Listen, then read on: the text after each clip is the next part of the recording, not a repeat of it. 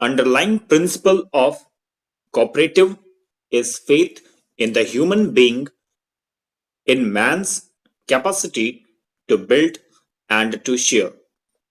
In fostering cooperatives, we hope that the movement will promote people's organizing and administering abilities and serve as a nursery of self government.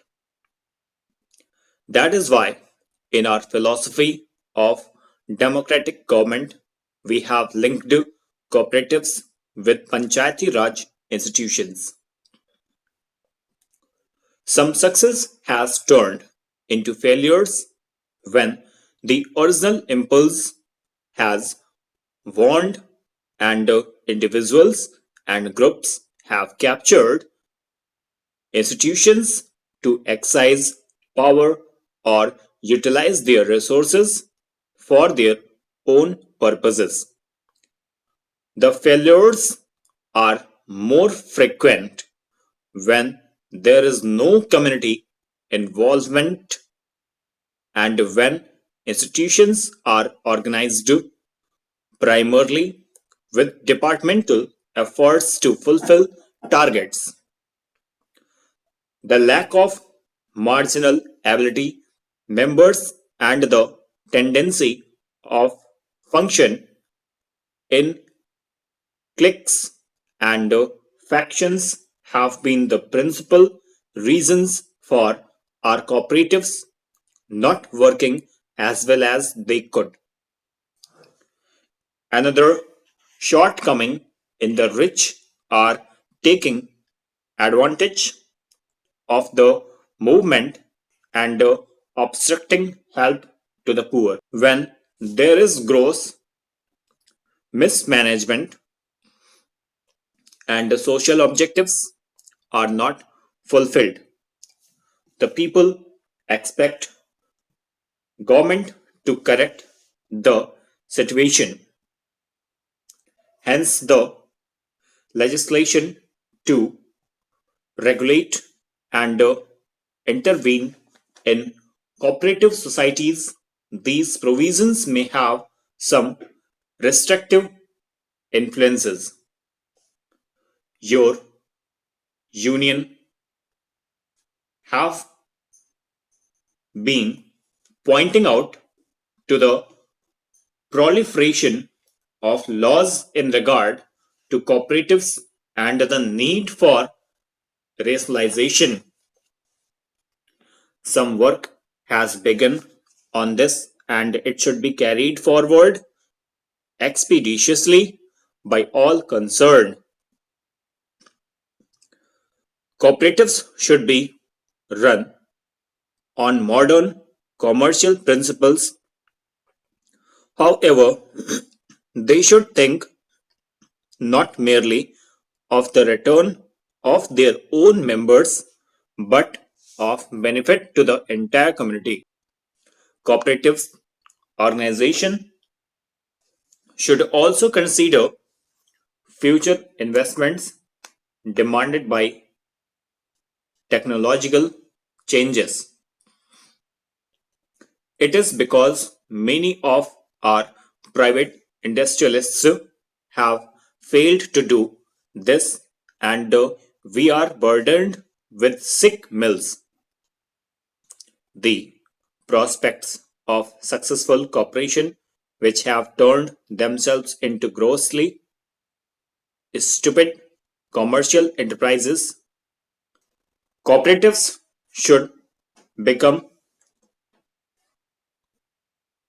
dismentors of marginal and technological talent. This is where education and training are invaluable. The National Cooperative Union and other similar institutions should have a well designed outgoing program to spread the ideals of the movement, and emphasis should be on practice rather than precept.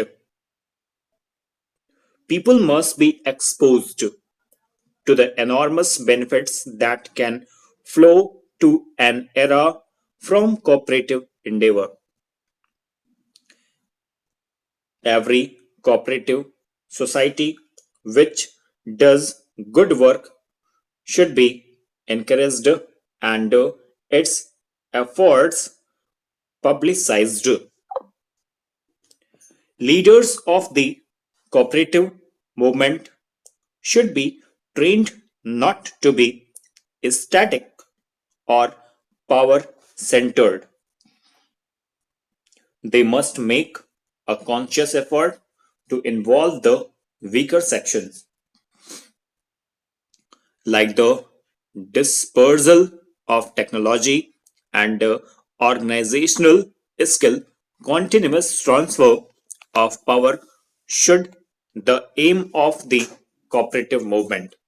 I am thankful to the organizers of this convention of the All India Management Association for inviting me to give an address on marginal accountability.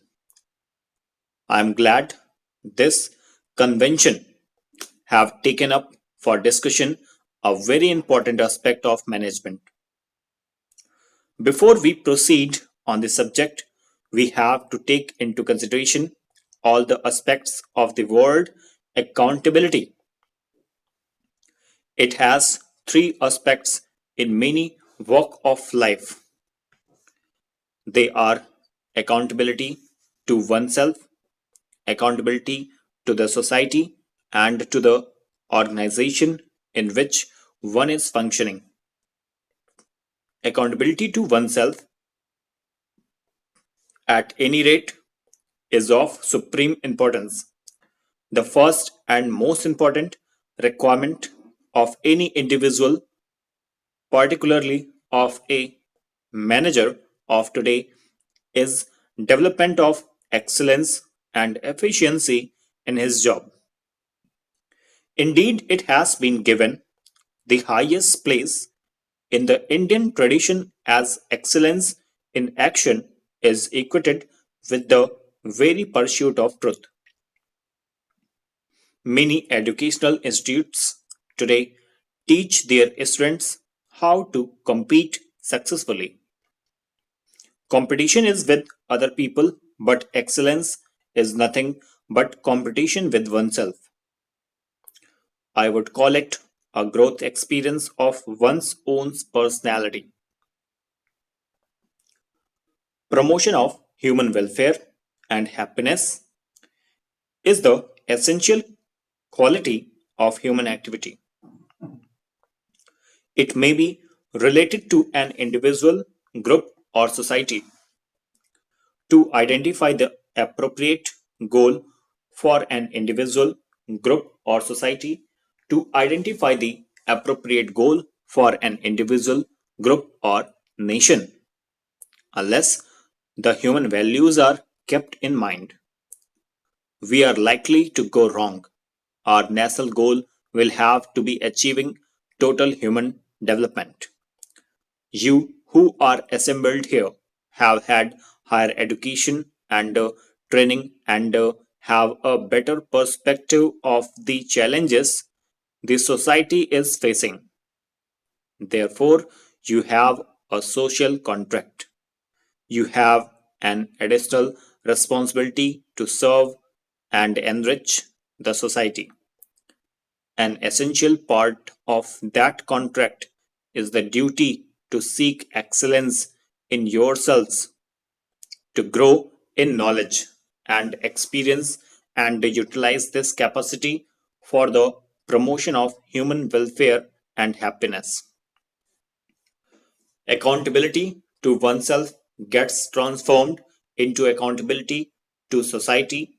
Everyone is called upon to use his knowledge and professional skill in a way beneficial to society at large. This is the essence of the Indian tradition. No individual, however eminent and talented, can function without an organization through which he has to utilize his capabilities. Some situations may arise in the course of your duties when your accountability to society and to the organization to which you belong come into conflict. In such circumstances, it must be remembered that there are certain eternal values which do not change with time. One of the principles of these eternal values is that whenever there is a conflict between individual and group interest prevails, and whenever there is a conflict between group interest and interest of the society, the latter prevails. Full stop.